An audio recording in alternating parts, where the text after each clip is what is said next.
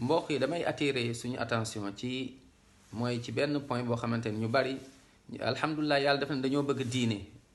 nit ñi seen yéene rafet na waaye nag mooy jànguñu diine ñu ci bari wala xamuñu yéene bu rafet rek la ñuy demee mais loolu du doy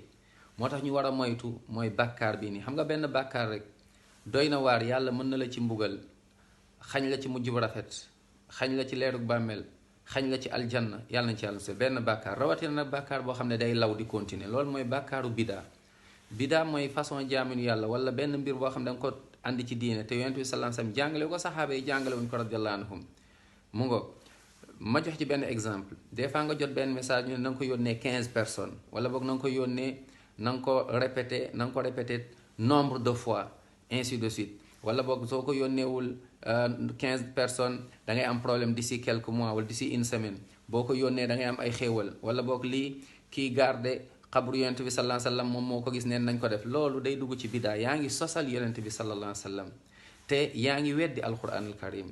loolu nañ ci bàyyi te nag boo ko yónnee képp ku ko jot am nga bàkkaar bi nga am ba pare ku ko jot yónnee waat ko amaat nga bàkkaar ci kooku amaat bàkkaar ci kee amaat t'imagines réseaux sociaux yi donc des millions de personnes nga am bàkkaar yu tol noonu